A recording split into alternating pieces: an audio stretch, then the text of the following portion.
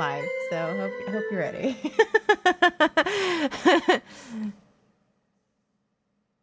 No, no, it would not. Hello, everyone, and welcome to Waking Up. And I am one of your co-hosts. I am Aroogs from the internet. Apparently, people have missed that. Aroogs that I have to tag in from the internet. I am Aroogs. I know. Well, I mean, those are two different people if you want to be real honest. Aroogs on the internet is not the same as Aroogs offline. So, oh, that should be a thing. Aroogs on the internet and then Aroogs offline.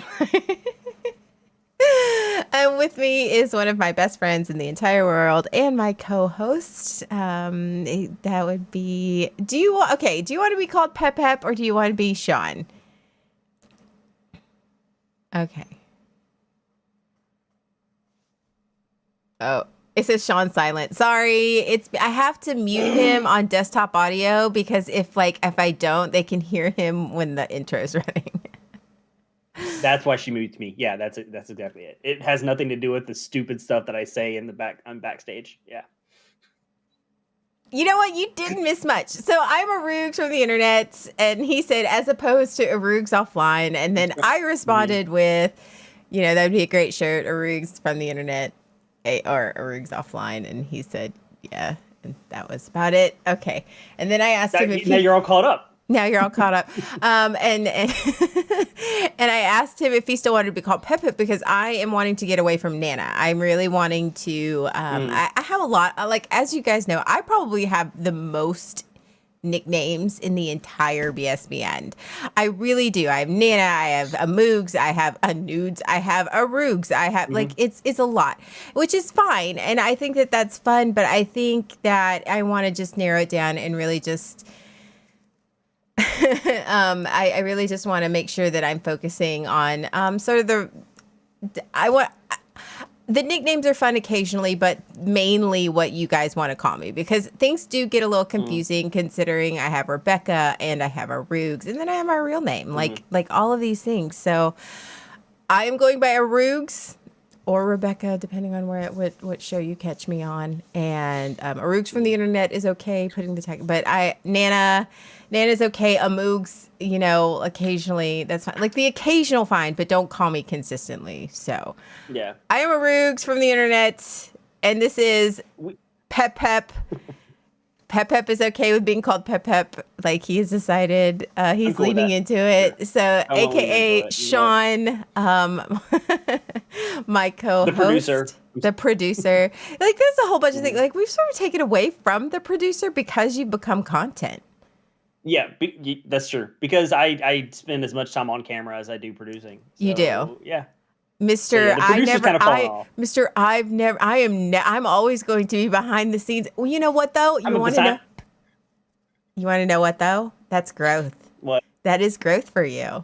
That's true. You are willingly able to jump onto content. You're like, sure, I'll do it on my own if I have to. Yeah. Like that is good. Yeah. We were throwing around ideas earlier and I mentioned personality versus trauma. That would be a perfect one. Oh, I'm just a support guy. That's just who I am. I'm a support guy. Well, we can talk about all of this together because it's a lot. Yeah. Because my therapist actually said the same thing to me, and I've talked about this several times this past week, is that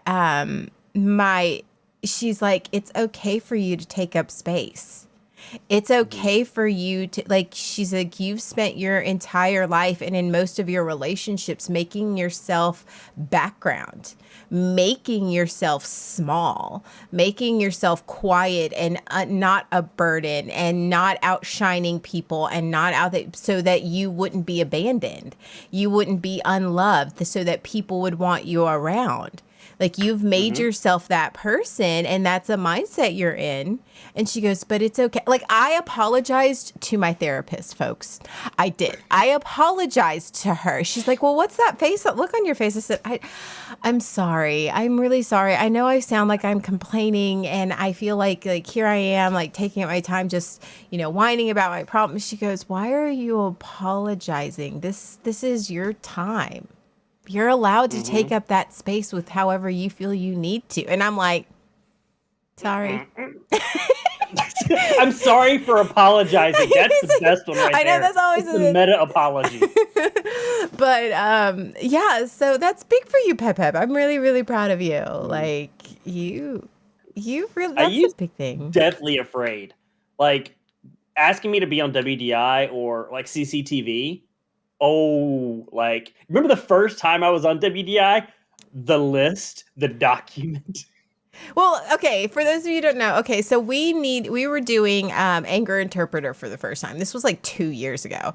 And we were doing Anger Interpreter, but we needed a third person. We needed because we needed each person to total the 6. And so I was like, okay, well, I know Sean's not good at improving. So we'll like let him be the person that talks, and then we'll let whoever he's matched with. Was that Jay? It was Dwayne. It was Dwayne. Oh my god! For anyone that has that, I don't know if that video is available anywhere, but that was one of our best episodes. It was. I think it might be on Dara's YouTube. I don't know. Like, it was. I need to get a copy of that because that's awesome. I might even have it. Yeah. Actually, I probably do. Because you were producing.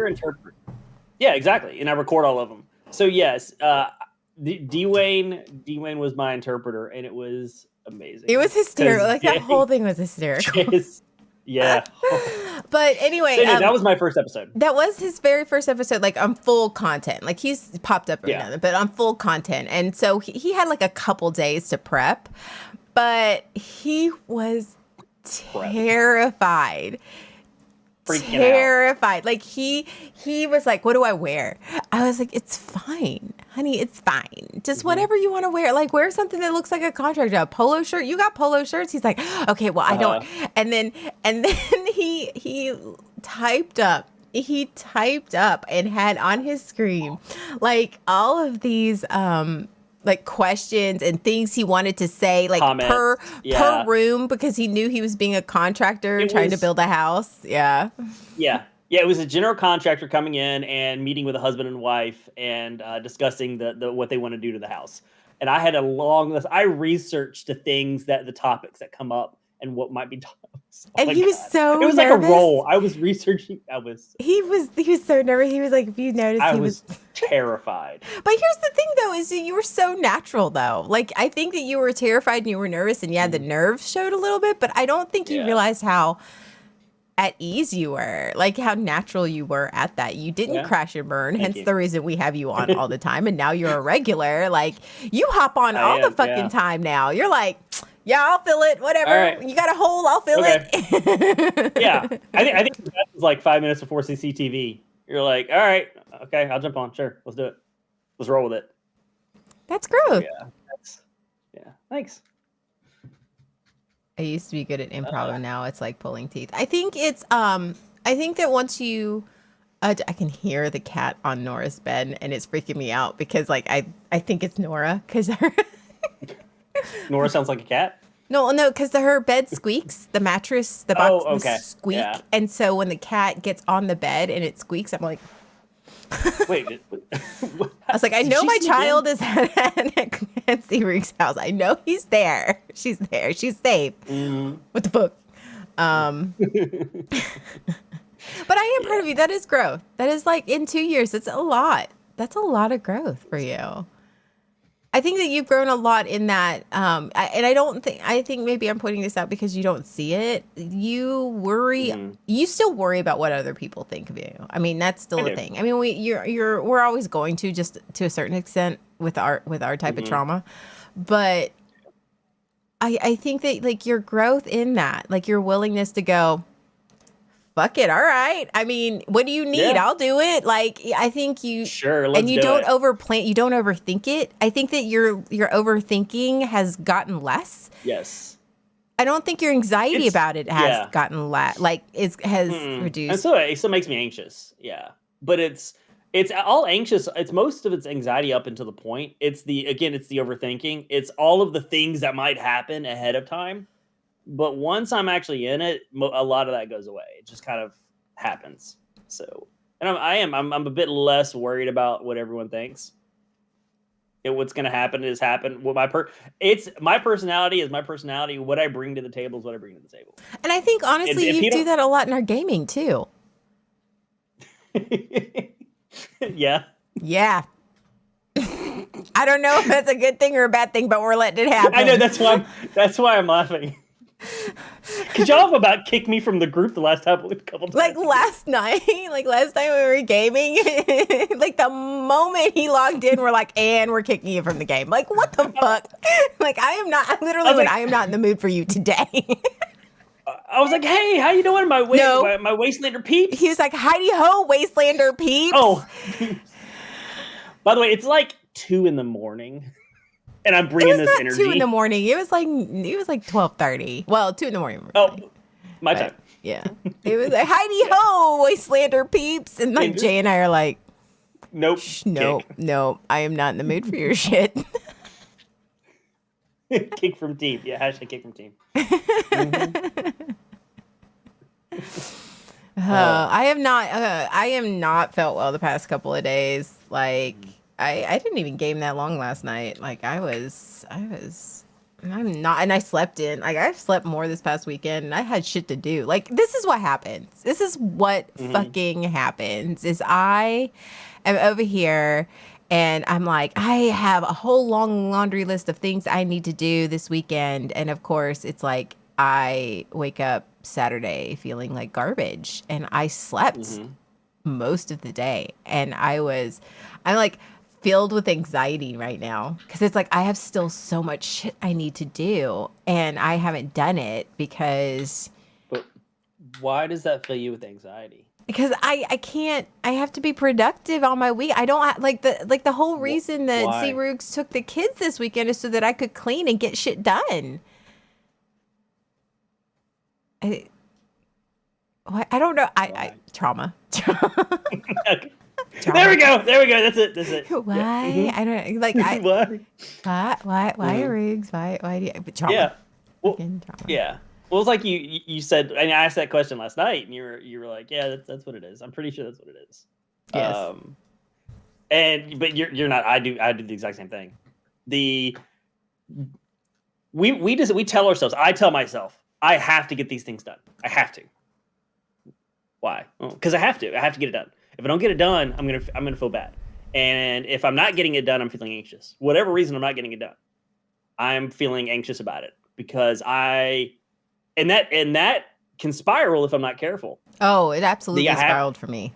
Absolutely. Like I last night, like it was both of you and Jay are like, okay, why don't you just get some sleep? And I'm like, no. I have to at least start laundry. You're like, you're tired. Like I'm like, no. You're not feeling well. Yeah, I'm still not 100%. I just woke up like 30 minutes ago, like 45 minutes ago. And I was like, I have to shower. I haven't showered in 2 days. Like I've got to shower. Yeah. I was like, okay, so compromise. Start the laundry and then game. Because once you start the laundry, there's not much you can do. So start the laundry and then game. Right. So. And I switched over laundry mid-game. I was like, hold on, guys. I got to go switch over my laundry. Which is that's important because that's often a step missed. Especially when you're not feeling well or you're really tired. You forget or you're ADD. That there's laundry. Or you're ADD. Yep. You forget. You forget that it's there. And then you get up and then like two days later, you're like, oh, I got to do the laundry. And there's a big old pile of soiled, mildewy clothes right there. But here's, I had an ADD hack for all of you who are like sometimes forget to switch over your laundry and have the soured laundry. Here is a trick, folks. Here is a trick for you. Yes, it is we are not sponsored by this by any means. Just not sponsored content. Not sponsored content, but it is something. I mean, now if they want. I mean, but there's this, you can get it at Home Depot. You can order it on Amazon. I mean, they're about the same price. But it's called Autoban, Adoban. And it's like, it's a multi-purpose cleaner. And I discovered it a decade ago. And they sell it at Home Depot. They sell it in all sorts of different scents. And they actually got rid of my favorite scent, which makes me sad. But it prevents like mildew. Like if you put it in your wash like right as you start. It's sort of like Oxy, whatever it is, that OxyClean or whatever. Mm-hmm. You put it in there in the wash. It keeps your from spoiling. And so Really? I had a blanket in there that I had washed because it got messed up, and I had left it in there for a week and it still did not smell mildewy. So it prevents the mildew. Really? I use the hell of that in motel. Yes, like Audubon is amazing, and I use it in everything. I have like it, and it comes in different but yeah, I use it. I've never put it in the wash. I have soaked my towels in it, but I've never used it in the wash. I use it on my clothes, and I don't have that, that gross smell that you're like, you know that smell. You know that smell. Yeah. Everybody knows that smell if you've left your clothes in the wash. Yeah, but you don't have that. Yeah. Okay. It's awesome. For those neurodivergents who struggle with forgetting your laundry or whatever, that it's beautiful. It's a beautiful thing. It is. Awesome. Yeah, that's what we get through life. That's how us neurodivergent people. You can use it like liquid fabric softener in the laundry. Yeah. Okay. Nice. Yeah. So do you put it on the clothes in the wash, or do you put it in the little tray? I do both depending on the size of the load of laundry. Like, especially if it's like a super, like, my youngest, we still having some issues, and which is fine. We it's whatever. But sometimes I'll put a lot in the bottom so that it'll soak up immediately. Like it'll be in there, and then sometimes if it's just regular clothes, I'll put it in the tray. Okay, cool. I like that. I might have to start doing that. Yeah, try it. It'll change your life. It'll change your life. Nice. It will. I try. And you neurodivergent hack for you. Heck yeah! I think it was good to use those. I think a lot of our friends are probably neurodivergent. Yeah. Neurospicy. Yeah. Awesome. So you got the laundry done. I did. Well, I didn't get it done. I got I got a load in the dryer and a load in the washer right now, because that's about all I got last night. Because I was like, I finally was like, I literally went, I'm going back to my camp and I'm going to bed. And you're like, okay. Yep. You shut down fast. Like, I'm out. I did. So what are we talking about today, Pep? Now that we're like 20 minutes in. This is what we do. We have a title, we have a topic, and then we just talk about whatever happens. You know what? It's fine. I'm okay with that, though. It's because we are neurodivergent, so these things happen. We just go where the conversation takes us. Go ahead. No. I saw this on my because I said I wanted to get away from waking up with Nana and Pep. I didn't realize I had with Nana and Pep as a separate thing, but I took it off and went, oh, there it is. Okay, so now we could just be waking up. Oh, okay. Oh, we talking about on the screen on the yeah. On the scene. Nice. Yes. Oh, there it is. Yeah, just saw it disappear. Look at that. All right. Okay, so go ahead. Speaking of neurodivergent. Yeah. So, I mean, you kind of had a fantastic segue into the topic. You're talking about doing your laundry, and you need to do I've got to do the laundry. I've got to get done. I'm anxious because I'm not. We are talking about the idle hands. Idle hands. I think both in what we learned from the church, what we learned from life, from other people. Idle hands are the devil's playground. That's very common. That was taught to us constantly. We could not be idle. We had to be productive. And that has carried forward in a painful way into life. And by painful, I mean like anxiety ridden. Because when we connect, if we're idle, something's wrong. If we're idle, that's bad. So, and that's where I've got to get this done. I have to get this done. Why? Because I have to. It has to be done. Oh. Why? Because I slept almost all day yesterday during the day. I was like, oh no. I was like Anxiety ridden real. woman. I was Yeah. so like, I've got shit to do. I am Mm-hmm. so like, I wasted 6 hours of my day sleeping when I had to clean. I have to do laundry. I have to do this. Mm-hmm. I have to Have get this to. done.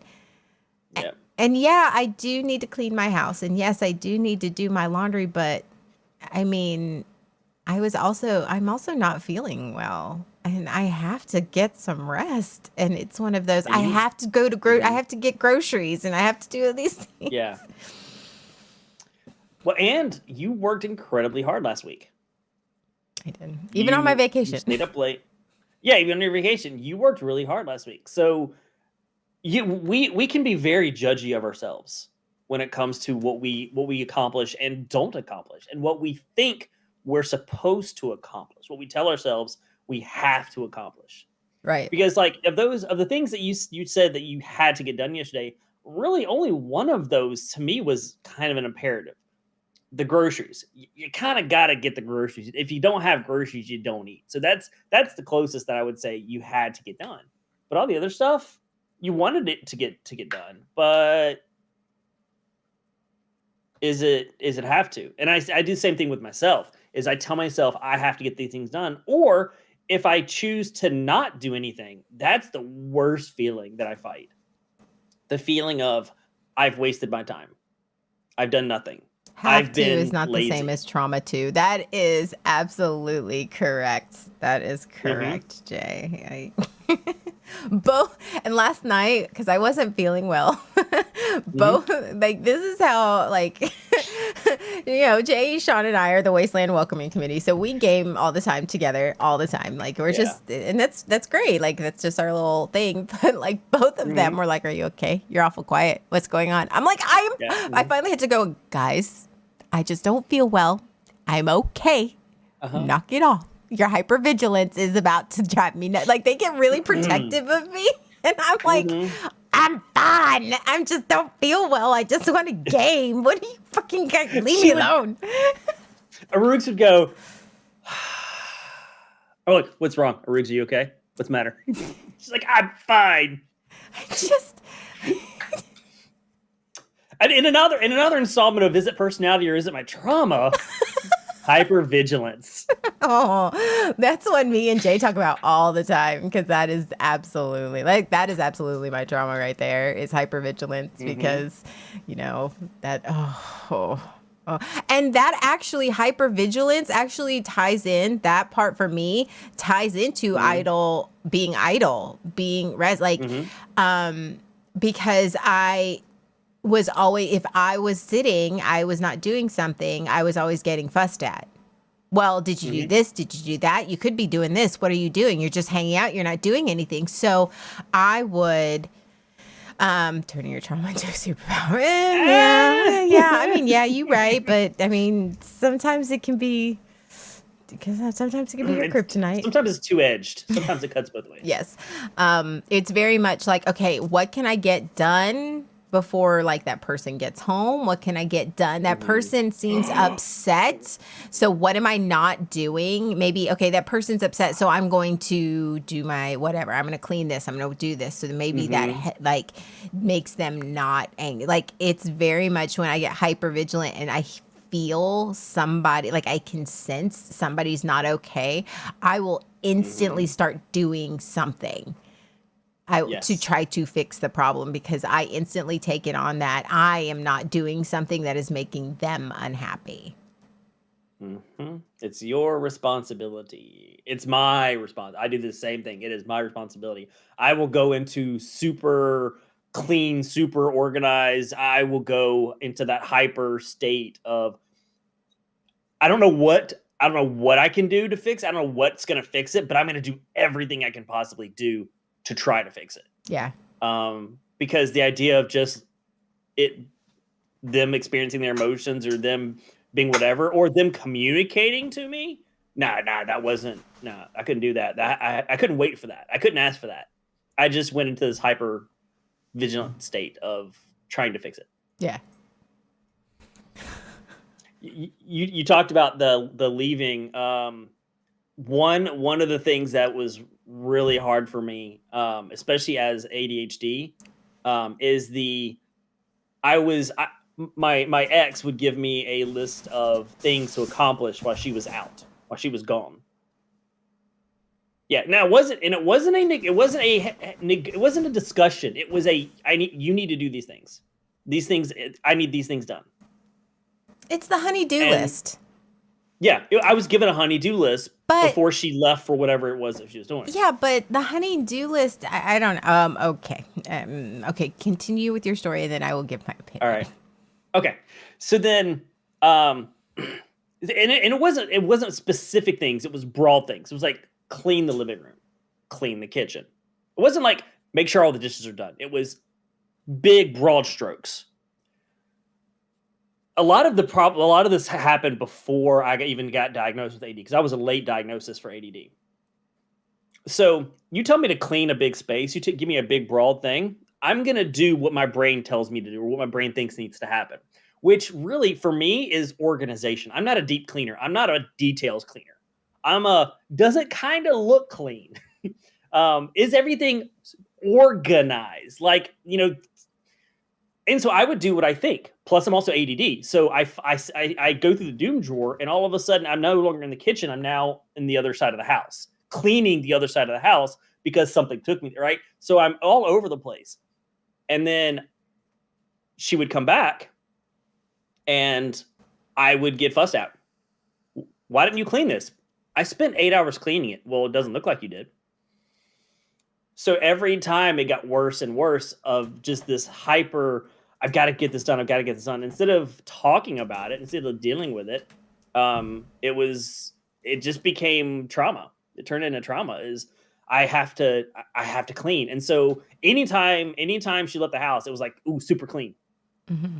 I'd go into this, what I call like the Tasmanian devil of just this whirlwind around the house.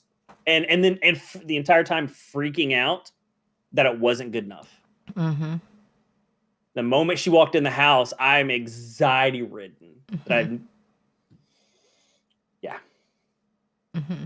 So. And talking about the honey-do list, and sometimes it becomes very unspoken. Like this is the expectation without actually, and yes, you get that point in long-term relationships and in marriages. Like, you just get into this groove that they're going to do this and you're going to do this. But like you sort of, without communication, especially when you struggle with communication in your relationships, I am discovering this is that they don't expect some things of you, but you expect that thing of you because you think that they expect that of you. It's like that. It's that survival mode. So they don't expect that of you, but because of your trauma, you instantly put that narrative from them in your head when they didn't say that at all. And I'm quickly learning that there's a lot of things that I put on myself and that weren't necessarily verbalized or communicated about. And it's one of those, did we talk about that? Or was that just the expectation? And it goes vice versa. Like it went totally vice versa in my marriage. Like it was very much, well, I don't like doing X, Y, Z. So he just did them. And it wasn't communicated. Hey, are you okay with doing this? Or and then it would build up for both of us until we would like, you never helped me with this. And it would become it was a source of contention.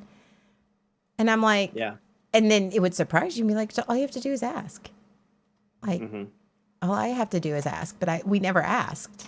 We never talked about it. And that's not okay. Yeah, we just assumed. We just assumed because of both of our traumas that we just need to it needs to get done and we're going to get it done. And we're just going to hold on. And that's not healthy. I'm learning very quickly that that's not healthy. Like you just assume that was marriage. I mean, that was just like, it was this routine. It was just kind of accepted. Yeah. But no one ever acknowledged it. No. And took that on. It was just kind of, it just happened. And then the resentment starts to build. And that's the killer resentment. Yeah. Yeah. Especially when that's not dealt with. Right. Usually when it gets to that point, it's because it's not being dealt with. That's why it's at resentment, and it's often it never doesn't get dealt with, and it just keeps building. That was my marriage. And I think for like, yeah, and for mine, it was very much we didn't have, and I'm saying this because like we didn't have the tools. Neither one of us had the tools to go. I understand that this is like, sort of what my role is, but I'm tired. Can I get some help? Like we never asked. I think neither one of us asked for help from the other one. And that was not fair to either one of us. I think it's just, it only until it got bad, and I think that was something that I think both of us are like, we have to learn how to communicate before it gets to the point of we are so angry and frustrated. And and then when we're in that state of frustration and resentment, the communication that occurs at that moment is not constructive. Not constructive conflict, as I called it. I want to have constructive conflict, not destructive conflict. Yes. And that tends to be the destructive. And it quickly devolves into always never. And that's a sensitive one for me. The always never is I'm very sensitive to that. Because that was something that I dealt with a lot. And you also have to be very conscious of that too. And when you I can't speak for him, but for me, because I have the whole I am sick, but I can't be idle. I can't rest because if I rest, I'm being a burden on somebody else. If I say, "Hey, I know I need to get this done, but can you pick up the slack for me just for a little bit?" Like, I know thanks, Nerdy Will. Hey, thanks, Nerdy Will. Yes. Always never terms, generalizations. That's actually one that be very conscious, because I have done that before. I think all of us are very guilty of that to be quite honest. Because when we get it's an easy place to get. Yeah, absolutely. But you feel like a burden when you're like, I'm sick. And I'm like, if I am like, I really need to sleep, but I know the house needs to be clean. Like to ask somebody to go, hey, I really need to sleep. Can you handle the laundry for me today? Or, hey, I need to sleep. Can you just make sure that the XYZ is sort of done? Like I have trouble asking that. I feel like I'm a burden. I feel like so I would force myself sick to do the things that needed to be done. And it often, that pushing yourself makes it worse, makes your sickness worse. Because you're pushing, your body needs rest and you're not giving it rest.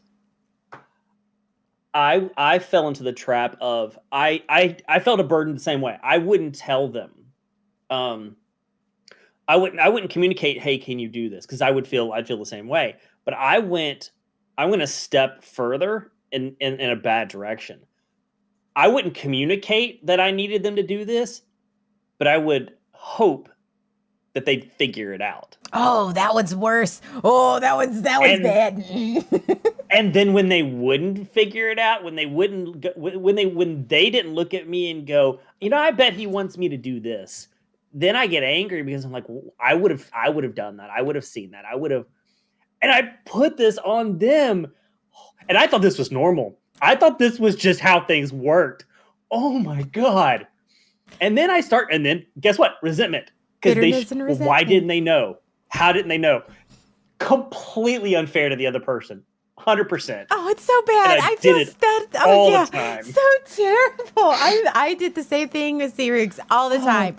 Why did you figure out I'm unhappy? Why can't you figure out that I'm this? Why can't you figure out that I need this? Because I didn't communicate it. Why do you not know this? Why do you not know? After all these years, how do you not know? Yeah. Yeah, especially after all these years. How do you not know that? None of us are mind readers. We're not. Nope. And you know where the hypervigilance comes from? The expectation that we're mind readers. That was put on us. We received that at some point in our youth, probably in our young days. We received it, and therefore we learned. And the only way for me not to get yelled at is to be hypervigilant. Is to figure it out. To be hypervigilant, which is why we tend to do the whole scattershot cleaning. It's why whenever something's wrong, we go into this hyper mode because we don't know. Oh, yeah, we're peeling stuff today. I know. I'm like, oh God, I'm okay. All right, keep going, Pep Yeah. Pep. So no, I'm good. Because I'm feeling this one too. Yeah. I am so bad about not communicating and then getting upset when they didn't figure it out. Mm-hmm. Oh, I'm so bad about that. And I have discovered in when we're in therapy, and I've discovered that my coping mechanisms, my thought processes for my trauma is completely different than Sirug's. And there's nothing wrong with that. I want to make that clear. Like there's like, I am not right and he's not right. Like there was not a right or wrong. It's just that they were very different, which means our thought processes and our coping mechanisms were very different. So, but both of us at the same time were in that state of, why don't they figure it out? Why don't they just do what I do? Because that what I do has kept me safe and kept me, kept me survive. It was survival and kept me going and works for me. Why can't they figure it out? And in the reality, why are they not as hypervigilant as me? Right. Well, why is he not as hypervigilant as me? And he was very much just tell me what I need you to, you need me to do, and I will do it because that was how he survived. And it was one of those, but neither one of us knew that the other one wasn't picking that up. So it was always like this growing thing. And when you never talked about that, yeah. And now it's like, right, I need to communicate. What? I need to not be hypervigilant. I need to go and clarify and ask, hey, I am feeling this. Are you okay? Do you need me to do something? And then at the same time going, well, if you're telling me I don't need to do this, or vice versa, if he's communicating something to me, I need to be like, okay, well, I didn't see it that way, but I see how you can see it. Like just being open and honest in that communication. And I'm feeling this way. That the idea of saying that, I mean, now I'm working on that. But when I was married, no, that was knowing my emotions and then communicating. I'm feeling this way. That was. I know, gross on your face, right? Right, that is so gross. But I think that is something that just, telling them how you feel. Even you with me, Pep Pep. Hey. Yeah. Hey, I'm feeling this. It's still so difficult. Yeah. Even communicating my emotions feels like a burden. Because you know what? It's fine. It's just my emotions. It's fine. It's not a big deal. I'll take it. It's not. I'm being over dramatic. I'm being too much. Or if I'm communicating my emotions to you and you're going to respond negatively to that, and which means you might push me away as a friend. I could potentially lose you as a friend because you don't want to deal with my you don't want to. So that's what goes on. You may not realize this what goes on in the head, but that's what goes on in my head is I can't communicate it because you might push me away. So if I just suck it up and just it's fine, then you'll stay. Yeah. Not healthy. Not healthy at all. And that I think a lot of that whole we have to be productive to be lovable. I think that I don't know. I think that bleeds over into almost all of our relationships. If we are not doing something, if we are not, and this is absolutely my trauma, and this is absolutely just a trained response. If I am not doing something, if I am not achieving something, if I am not looking a certain way, if I am not doing something, even if I don't feel well, even if I am exhausted, that's why I don't set boundaries. Because if I am not doing something productive and I'm being a productive member of society and of this relationship, family unit, whatever, I am not valuable or worthy enough for your time and energy. And so I am over there trying to earn love and earn Yes. respect and be worthy of somebody's time instead of going, I am worthy of somebody's time by just existing. Yes. Mm-hmm. So I have to be doing something. I have to be doing Mhm. something. I'm the same way. I'm the same way. If I'm not productive, and on top of that, if I'm not being productive in a way that helps them, if I'm not directly making things better for them, fixing something, then what purpose do I have in the relationship? The only benefit that I bring to the relationship is something that I can fix or give or do for them. I'm not good enough just being. I'm not important enough that you want to have me in your life just because of me. Mm-hmm. So I have to be doing something. If I'm not contributing to to the other person or the relationship, then you're gonna leave me. The other person's just gonna leave me because I'm not. Why would they want to be friends with me if I'm not contributing? If I'm not doing something for them? And here's the problem I have with the honey fucking do list. Mm-hmm. Mm-hmm. Okay, and that is wherein lies the problem with the honey do list. Is the honey do list is I need you to do these things. Okay. Mm-hmm. Now, and everybody approaches the honey-do list differently, but a general is like, okay, so this person, usually the wife, I'm going to say usually because it's not always Mm-hmm. the case, but like that's the pop culture thing. It's also your experience, yeah. Right? Is here, I need you to do these things. Mm-hmm. Here's your list of things I need you to do, and it's not even that like you talk about it together. You just give them this list, and sometimes it's not even Yes. written down. It's just, I need you to do this. I need you to do verbalized, this. yeah. I need you to do that. And just leave it. Mhm. And you don't even go, hey, this is broken, or this is something that I can't do myself. Do you have time, or is this something that I need to find a solution to myself? Like, it's not that communication. It's just, here's a list of things I need you to do, and if you don't do them, then like I'm going to get mad at you because I what are you asked you doing to with do your that. life? What are you doing? I asked, yeah, because they're usually not discussed and agreed upon. They're usually pushed on the other person. Right. I asked Do you to these do things. this. Why didn't you do it? I found it like it was important to me, but you didn't get to it. Well, did I ask you if you had time? This might have been a big week that you had a bunch of stuff to do at work and just came home tired. Like, why? Like, that's why you didn't get to it. Or on your list of things of priorities, it didn't become a top priority just because I asked you to do it. But that was never that was very rarely communicated. Yes. It was just like, I asked him to do it 2 weeks ago. It still isn't fucking done. When here I am, like, sitting here being mad that it didn't get done. But he also had like a week full of like meetings or like rehearsals or whatever, and like didn't have time to get to it. Yeah.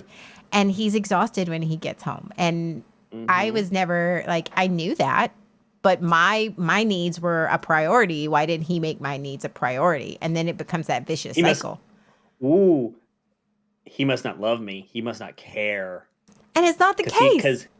And it's No, not not the at all. case. He's just tired. And I came to the realization that I was holding on to all of that because, okay, but instead of going, okay, I know that this is not a priority on your list. If it's not a priority, I need to get this fixed.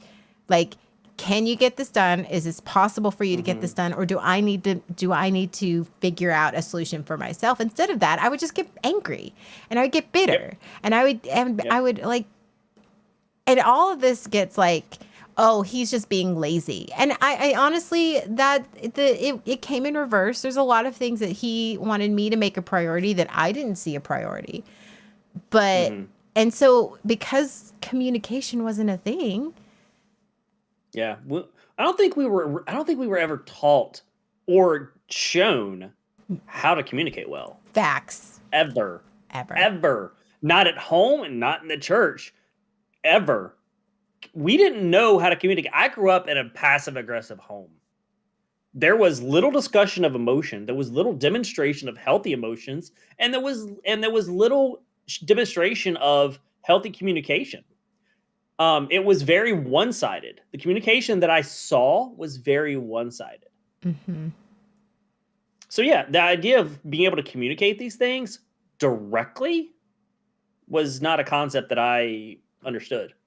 It was very much, if they didn't figure it out how I wanted to figure out, I would just do it myself. Which also Mhm. hyper vigilance Yeah. and hyper independence. It's that whole, Mhm. well, if they're Ooh, not going to do it, I'm just gonna do it myself. I'm just I'm going to just do gonna it do it myself. myself. And then you get into that cycle in your mind. Now notice that this is all Yes. things that the other person isn't doing maliciously. They're not doing it maliciously. They're doing what they know how to do. And especially if you're not Yes. communicating or you don't have healthy communication, you Yeah. take that on yourself. Like you're Mhm. like, and so in your head, okay, you have that hypervigilance. You need to get that stuff done. But then you reach out. You think that you're Mhm. reaching out, going, okay, I'm asking for help, but you're not really, you're asking for help, but not in a way that is communicating properly to them. You're asking for help by Yeah. the honey-do list. Well, I asked him to do it. I asked for help and he's not helping. But you didn't say, hey, this is my priority. I really need you to get this done. This It's is really important important to to me. me. Yeah. Yeah. Because we often will give that list, that honeydew list doesn't usually come with, "This is a priority for me. This is why it may," and sometimes it's, "Why is this a priority for me?" Mm-hmm. Or in my case, sometimes it was a standard of whatever. Like, I did the thing, but not to their standard, but I didn't know what their standard was, or that was not something that it was easily attainable for me. Like I said, I'm not a detail cleaner, so the idea of detail oriented cleaning, like getting down in all the nitty gritty, and I struggle with that. And so that's where we have to communicate. We should have communicated about that, and I communicated the struggle that I have with that, and figuring out, what do we do? Okay, so maybe I clean the broad stuff, and she gets the nitty gritty. That was never the communication. Mm-hmm. So nerdy Will says, "What's the solution to the things to get done? More communication, especially if I feel like I'm lazy." I think communication, healthy communication, is often the way to deal with this confusion, the resentment. And Bates mentioned this earlier about giving it. It sounds so easy. What we're saying, oh, you just got to communicate more. It sounds so easy. It is It's not. not. We're making it sound like, oh, you just got to say something.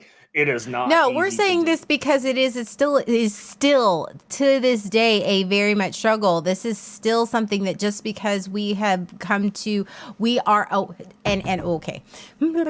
So just because you are aware of how to fix a problem, just because you are now, like, especially when you grow and you heal and you become aware Mhm. of the things that you need to do to help fix, not even fix, but help like adjust how you do Mhm. things and help adjust your survival mechanisms, does not mean that, one, that it becomes second nature, and two, Yeah. that you could be like it's something that you struggle with for the rest of your life. You just happen, it's like that Yeah. ignorance is bliss. You just happen to know what you're doing.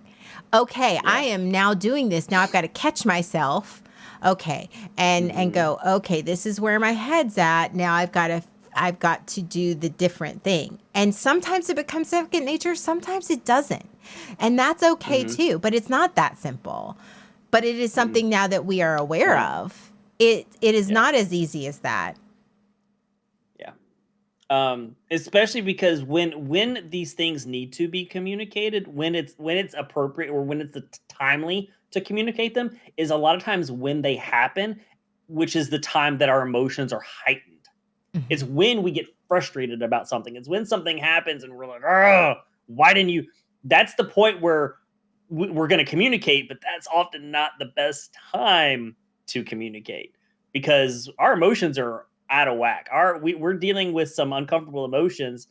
They're dysregulated. And so when we try to communicate, like, that's my problem. Is I get so in my head, I get so angry. There's I'm not going to positively communicate. I'm not going to communicate in a healthy way at that point. Well, communication is like anything. It's a skill.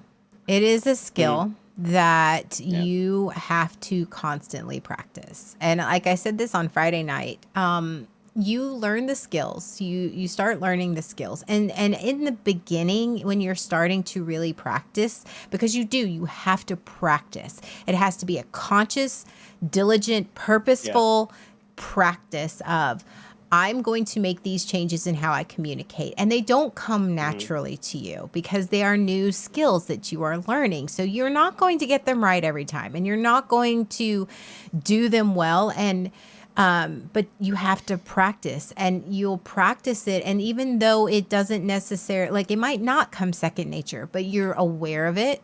And it does become easier. It does become that, okay, I feel myself going one direction, so you catch it sooner. Because it is a skill that you practice, just like conversation. Everybody's like, I'm just not a good conversationalist. No, you're just not good at practicing that conversation. And how do you get better at something? You practice it. You do it over and over again. And I think it's one of those, well, they're just not a good communicator, or just saying, I'm just not a good communicator. And you're just, no, those are skills. Those are skills. Yeah. And like, you also have to be willing. This is one that I had to learn, which is really, really hard. You have to be willing to listen and be receptive when somebody goes, you're doing the thing. I do it to Sean all the time. She does. Yeah. And it's one of those, you are doing this to and you have to be willing and respectful and trusting that when somebody's saying, because you can't tell somebody how you're making them feel or how how they're responding to something. Well, no, you're not. I'm not doing that because I'm not hurting your feelings. I'm not being a poor communicator. Maybe you shouldn't feel this way. You shouldn't feel this way. Yeah. Hey, you're doing the thing. And then that should be, or whatever phrase that catches, that's hey, this is your red flag. Hey, I need you to realize that you're doing something that we've discussed before. And I need you to take a pause for a minute and evaluate how you're talking to me. And that works for us. That works for our friendship, is because you did that recently. You said, hey, you're doing the thing. And that immediately catches my, like, okay. I'm going to, whatever it is that no matter how I feel about what I'm doing, no matter how helpful I think I'm being, I need to stop. I'm just going to stop. Okay, let's take a step back. And then you're going to say, hey, when you do this, I feel this. Oh, okay. Even if my intention was not to do that, I did this thing, and then she felt this way because I did this thing. Okay, so then let's talk about what that looks like and what I can do differently. So it doesn't have to be like this whole anger. Like, it's a very much a, hey, it's almost like a warning. It's like a yellow light. It's like, hey, before we get down this path of we get angry at each other, which we have, because Sean and my trauma, because we like that, we didn't know any better. We just got to the point where it's like, hey, you're doing the thing. What thing is that? Like, and he'll ask for clarification, because just saying that isn't clue enough for him to figure it out. I have to clarify what I mean by that. And I'd be like, okay, well, you are trying to be like, make me feel better, happy, golden retriever best friend, let me wag my tail, cheerleader type thing. And there's some moments. There are some moments as my best friend, I'd need you to stop being my cheerleader and just let me process, because he feels really uncomfortable when I'm processing my emotions, because he's a white knight and he wants to fix it. He wants to make the urge is to fix. Yes. Yeah. And I'm like, you're doing the thing. I just need you to just listen. And he's like, okay. We rebooted 5 years ago. 4 years ago? 5 years ago. 5 years. We rebooted 5 years ago. It has taken a while to get to this point. Because, and like you said, it's a skill. It's practiced. We didn't just get to this point. It has been a slow, painful progression. Uncomfortable progression. To be able to get to the point where you can go, hey, you're doing the thing. And I go, oh, okay. All right, let's talk about it. It's gotten a very slow, painful progression, just the fact of us being able to have hard conversations. Like, Sean did the thing. He's like, hard conversations without me becoming self-deprecating. And just like, oh my God, I'm the most horrible thing and our I'm a relationship ter- is over. Oh, I'm a terrible person. Oh God. It's taken a lot of therapy. That's taken therapy and practice and time for me to get to the point where her communicating to me doesn't I don't respond with her communicating to me in a apocalyptic spiral self-deprecating manner.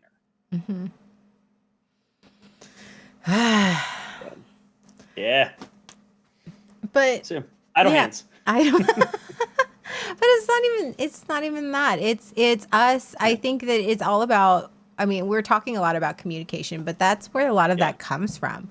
That we put on a lot of expectations on ourselves because okay, I'm not gonna say we. Let me back that up. I put a lot of expectation on myself, stemming from my childhood. A lot of times, my parents, it was just understood that because as the oldest daughter, I would take care of the house cleaning. I would take care, and they were working. I would take care of my younger sister. I would not, on top of that, I would make sure that I was an A honor roll student and that I was in all the clubs and I was being an overachiever in everything that I did. And if I wasn't allowed to rest. I think my senior year of high school, I was working 35 hours a week in a job in Charlotte, which was an hour away. Oh, thanks, Nev. Thanks, Nev. I was working like an hour away. Not on top of that, I was practicing and taking lessons for my music classes because I was trying to get scholarships because my parents told me they weren't paying for college. I was trying to stay in A honor rolls. I was also then trying to also take care of the things at the house. I slept 2 hours a day for my entire senior year. The expectation was that. And so I think I took that on into my marriage, I think it's one of those, he's working hard. He's doing all these things. It is my job to take care of everything at home. It is my job to do these things. And when I didn't do those things, I felt like if I was sick or if I was in a depressive episode, I felt guilty. And I didn't communicate any of that. It was just one of those expectations that I put upon myself because I felt like he expected that of me. And that was unfair to him. I think it was I put a lot of my trauma and sort of transferred a lot of and there were other things going on, but I mean, I transferred a lot of that of my trauma into my marriage because it was, this is how I survived growing up. So this is how I'm going to survive in my marriage. And that's not healthy and that's not okay. And I can't be upset with myself or upset with him because I didn't know any better until therapy, until I started getting better, until I knew what I was looking for. And now I know what I'm looking at.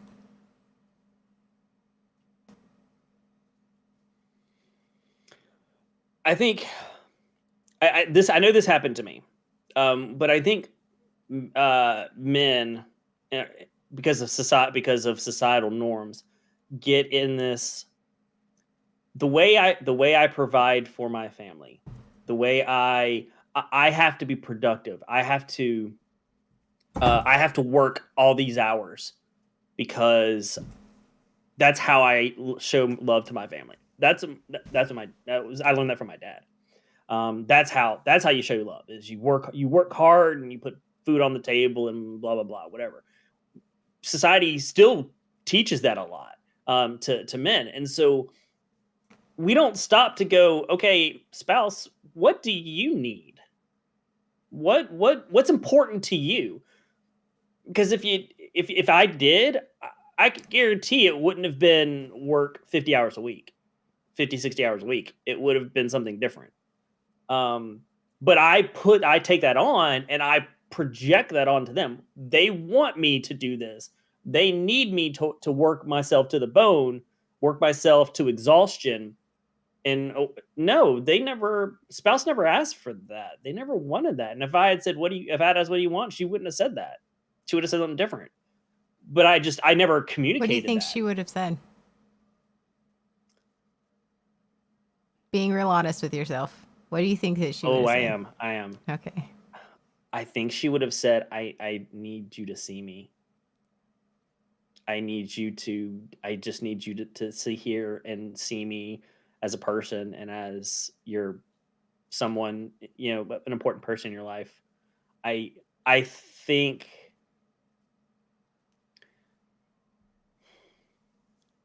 yeah, because I used work as a way to not deal with things, and then I justified it by saying, "Well, I'm working hard for her. I'm working hard so we can afford things."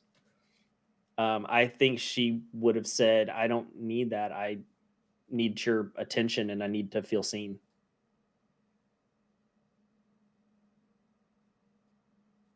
I didn't do that. I don't think she felt important. I think I prioritized a lot over her. That was back when I was in my overwork phase. That was back when I was in my yeah, had to be productive. So, yeah, there you go.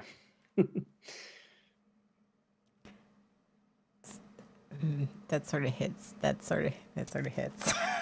Yeah, yeah. um, I, yeah. I I I think that I think there's a good chance that applies to a lot of relationships. I was just thinking that. I think that there's a lot like you see on TikTok and you see a lot of like these men who like you and these females like me, and it's one of those they your mindset of, well, I'm providing for her, so she must know that I love her, like I'm doing this for her, why is she not grateful, Hmm. versus this wife who, I just want your attention, I want your time, I want you to slow down and spend and value me. Yes. And that's very very common, and it's very it's sad, and it, but it's not something that neither one you nor I at the same time, like it's very much. I remember one time being like, I feel like a piece of furniture, like just like, yeah, you Yeah. notice if I'm not there, you notice it, but you just don't, you don't really pay attention to that that couch. You just sit on the couch Yeah. because the It's couch is always always there. there. And it's Yes. like, that's, there's a comfort in that. Yes, I think I can't speak for you. I can't speak for any of them, but I feel like that I can imagine that there's a piece of there's a comfort in that, knowing that that person is always there. They're always constant. They're always, so that comfort is there for you, But but the other person doesn't feel that way. and you fall into taking that other person for granted, that they're always going to be there. So I why was it so easy for me to fall into that? Because especially because of due to the way I grew up and intellectualization and not dealing with my emotions, it's easy. Work is easy for me. Relationships are hard. Emotions are hard. Admitting that I'm doing something that upsets her, admitting that I what I'm doing is not healthy. That's hard to accept that. Work is easy. Hmm. And so I started leaning harder and harder into that. Work is easy. Because And telling myself, it's an instant gratification. It's an instant yes, result. I work hard, I get yes, paid. I work hard, I get paid. I work hard, I get the uh-huh. recognition. There it is. The last one that you said. That's another big part of it is when you lean into that work, you also tend to end up getting accolades from that, recognition from that, appreciation from that. And so as a man, oh, I'm I get all of these things. My needs are being met by work. I'm getting all this good feel stuff from work. So I'm going to lean into it. And the more I lean into it, the more I neglect home. The more I neglect home, the less likely I am to be getting any of those things because I'm not doing a good job. I'm neglecting it. So of course I'm not going to get anything when I go home. Going home for me was anxiety. Going home for me was stressful. Going home for me was uncomfortable. And the more I neglected it, the more uncomfortable it became. So I lean into work. And I don't know. I'm asking this question. Did you feel the more uncomfortable you became, the more resentful you did of her? Yes. Because she responded in the way that she knew how. She had needs as well. And when I say needs, I mean like she wanted to feel seen. She wanted to feel heard. She wanted to feel appreciated. She wanted to feel like she mattered. And if I wasn't showing that, I didn't show that to her. I stopped showing that to her. So of course she did the only thing that she knew. She needed those things were things she needed. And so she went looking for them. I'm not absolving her of what she did, but it's understandable. I understand why she did that. And neither of us were communicating. She wasn't communicating it to me, at least. I say she wasn't communicating it to me, but there's also a good part of that I think where I wasn't receptive to it. And I don't think I provided her a safe space in order to communicate that to me. Because back then, hey, this thing that you're doing, this upsets me. Well, that's not what I meant. That's not, you shouldn't feel that way. That was me back then. So yeah, I think that's why it's easy. I think that's why a lot of relationships end up in that situation. Mm-hmm. Like this one's a gut wrencher. This one, we went hard for our first one. We went hard on this one. Did you say let's pick something easy? I did. Let's pick something easy. Well, this was something easy that we didn't have to do a lot of prep for because here it is. It's pretty much. I mean, in it all, it's like, well, what does this have to do with being idle? It's one of those, we learn the harder we work, the more the other person is going to love us and appreciate us. And so now we're in our own homes and we don't have to answer to somebody. Now it's one of those, if we're not productive, I have to clean my house and that's all responsible for me. I don't have anybody to ask to help me to do that. But I'm feeling that guilt and that resentment.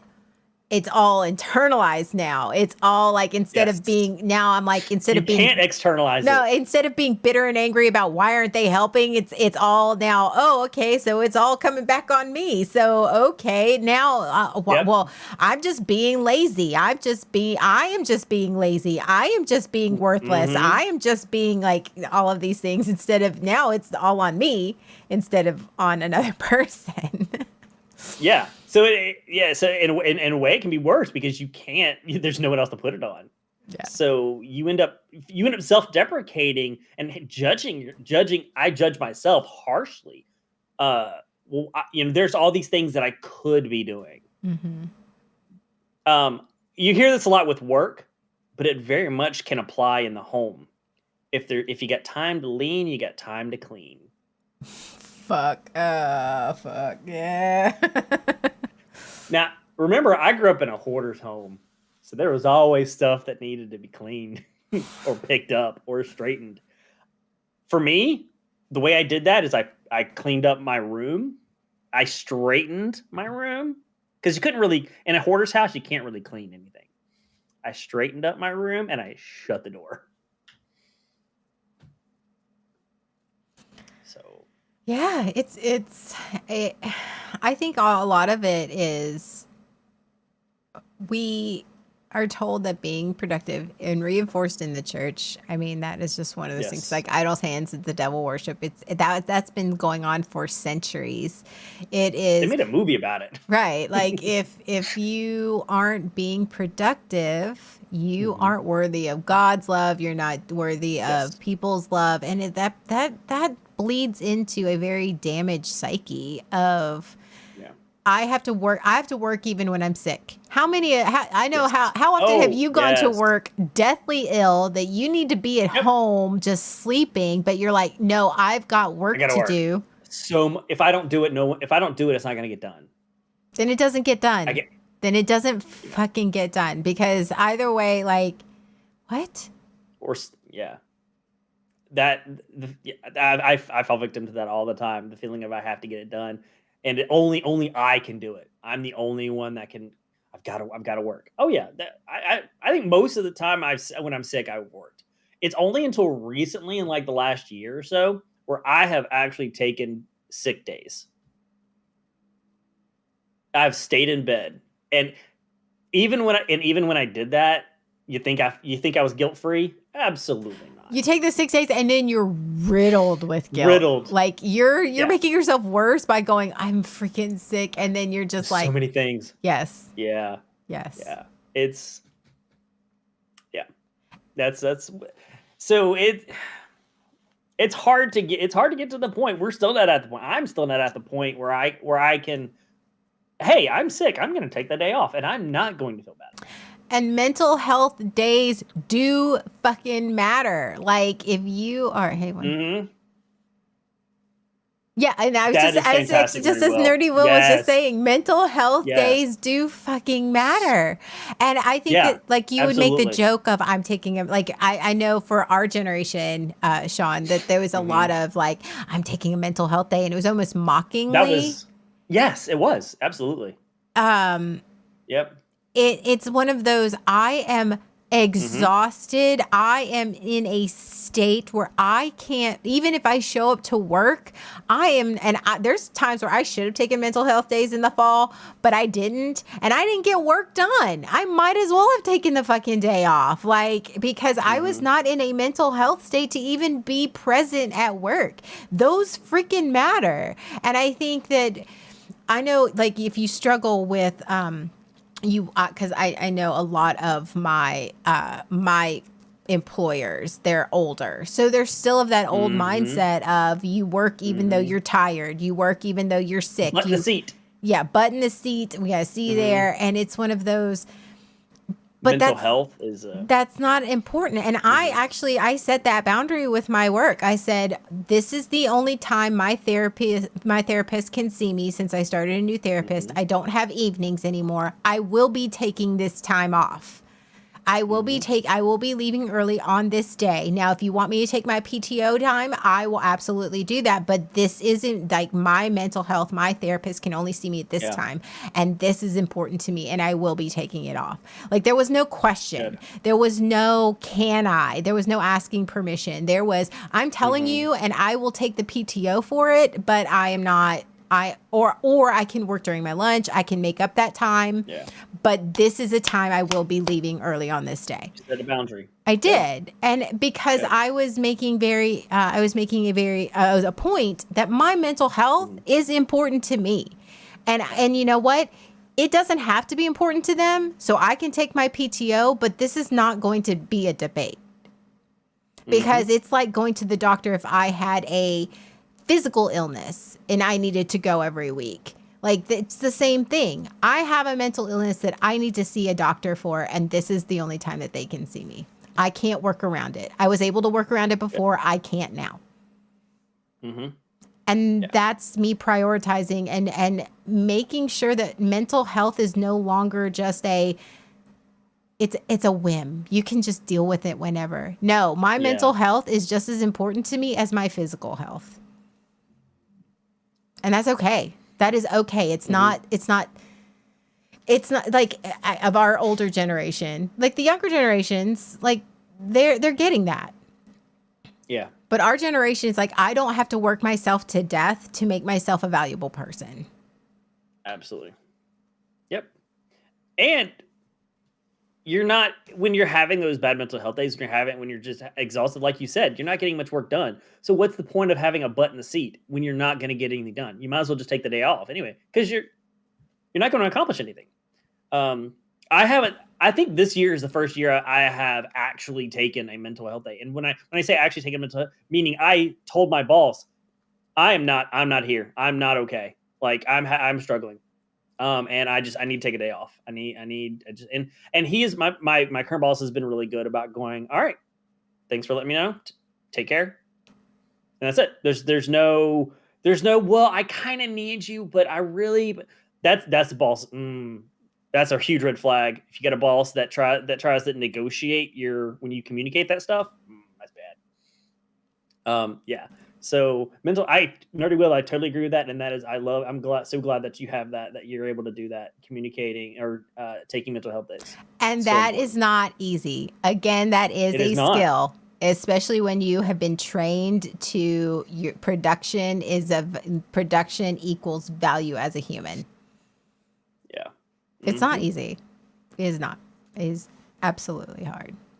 So you do not have to constantly be productive. And I say this as I'm like, okay, as soon as I log off, As you're I need to struggling do with it, yeah. I need to do laundry. I need You're to clean telling up my yourself. room. I need to clean the Yeah. bathrooms. Like I'm over here.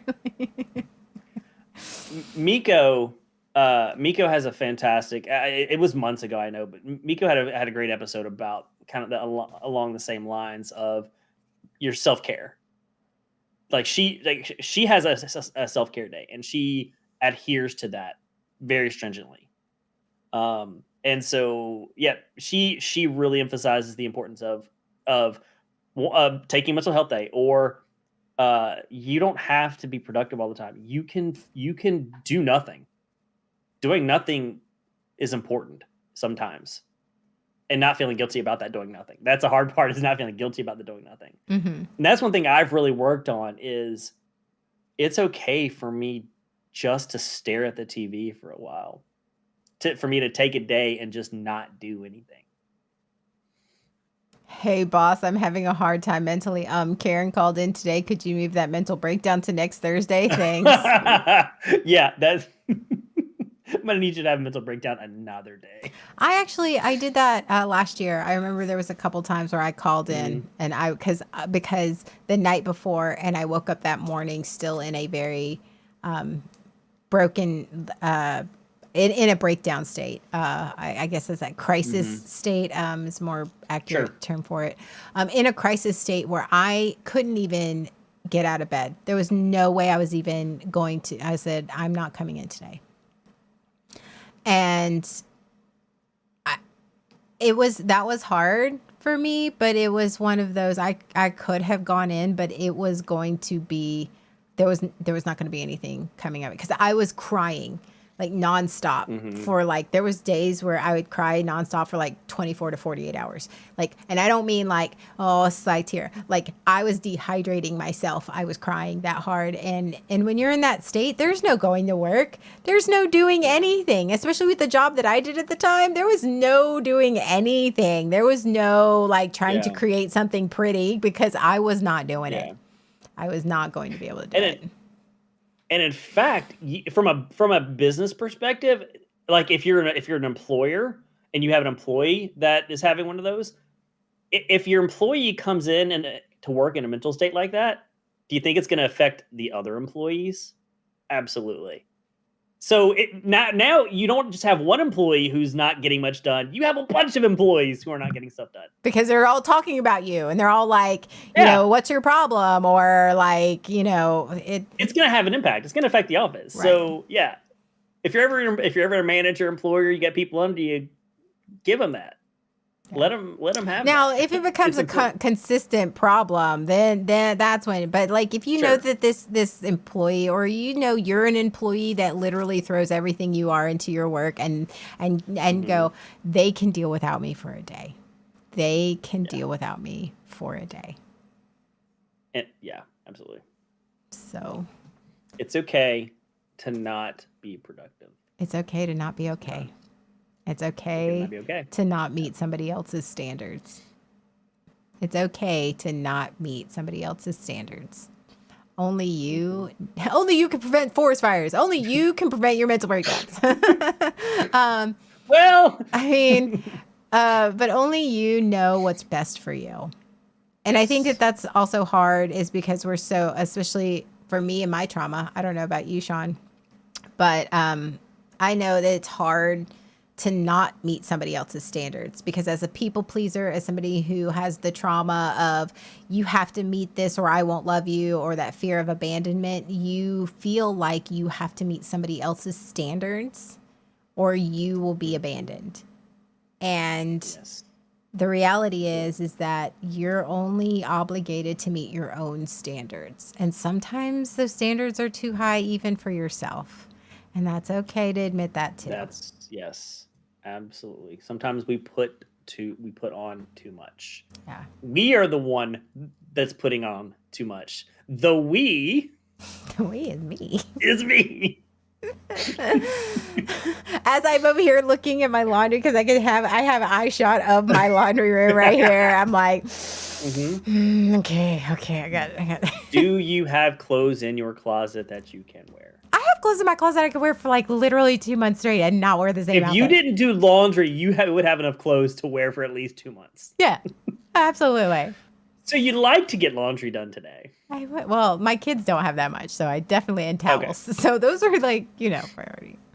But Gotcha. yeah, we don't have to be. Give yourself a break. Give yourself a break sometimes. Are you? I'm not necessarily saying that to you. I'm talking like to the community, but also to you. Mm-hmm. Because and to me, Okay, all right. Yeah, so so with that, speaking of not feeling well, I might do 76. I don't know when. I think like I said this before. I know I said this before 2024. I think we're gonna move the time of 76 Sundays, just because it was the only reason that was at the time it was is because we were bleeding into Shep's stories, and Shep's stories was bleeding into BSBN gaming. But now that, it's just at a weird time. So I don't know if we're going to be doing that later, because I know Glitch actually wants to start playing with us. Yeah, he wants to sweet. pick up Heck 76 again. And Nice. so I know Jay doesn't get off on Sundays to a certain time. And, but I think 76 Sundays, I want it to be a little bit more fluid. I don't want to be, I know that it's like, oh, you need to have a schedule. Like, why? Why do I need a schedule? Like, it's a game. It all depends upon your goal. I can game whenever. I go live whenever. I feel like my podcasts absolutely need to be on a schedule, but my gaming, I can game whenever. And if you show up, you show up. And if you don't, you don't. It's fine. You can game when you want to. You can leave your cares behind. Because if you don't game, and if they don't game, then you ain't no friend of mine. it's mine. Oh, we showing our This age is the stuff there. that I do. This is the stuff that I do when I get in 76 and with Jay and Aruz. I just start doing stuff. And sometimes we just ignore him. And like yesterday, we were ignoring him for a little bit, and he goes, "Man, nothing I'm doing's landing." I was like, "No, it's landed. We're just ignoring it." They got really quiet for a couple minutes. I think we're still keeping 76 Sundays. So I will be playing 76 on Sunday. I just don't know when. I think I really would like to just whenever. I know Sean's available most Sundays. So That's true. It's true. are you available this Sunday? I am. Yeah, absolutely. Mm-hmm. Do you have anything planned? Would you like me to join you for 76 Sunday? I would like to join you to join me. I'd love to join you for 76 Sunday. Thank you for inviting me. But we're gonna see. Wiffle balls. Jay has a thing. Jay has a thing about hitting me with a wiffle ball bat. I think he's projecting something. I don't know. I think Jay and I both, because we both have wiffle ball bats. I have been wiffle ball beat many times. You don't have the wiffle ball bat skin, do you? I do. I got it recently. Yeah. We need to go I have wiffle. Oh my God, we just need that. You know what? That's true. We should be wiffle bat Sunday. We're gonna kill everything with the wiffle ball bat. Yes, wiffle ball Sunday. I have my wiffle bat is amazing because it's vampire, it's anti armor, like it's like hardcore. Let's go swing for the fences. What? I'm sorry. Am I not allowed to make baseball references? And with that, like my eye is doing it. Let's just wrap this up. I love you. I love you so much. I love you too, Ruth. All right. I need to go. I need to at least switch over laundry and and do all that. But All right. So if you see a notification, Wasteland welcoming Wiffle Bat Society. You said I waffle. believe that's a waffle. I mean, waffle, but we can do waffle bats too. We can waffle stomp the wiffle ball. He's at work right now. Just leave him alone. Like he can't. Like it's fine.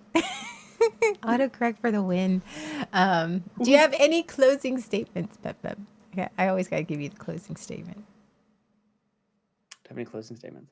Yeah. Idle hands are not the devil's playground. Sometimes idle hands are the best thing you can do for yourself. Give yourself some grace. You are more than your productivity. You are worth more than your productivity and what you can do for other people. I'll give you the devil's playground. I mean, if you're looking for a devil's playground, I mean, I got some places you can play. if you got some idle hands and you're looking for a devil's playground, and with that, thank you. that's a different podcast. That's a different podcast. Thank you for joining us for waking up. And I definitely need to go switch over and lay down for a minute. So, all right. We love you, everyone. Love you guys. And we will see you later. Bye. Yep. Bye.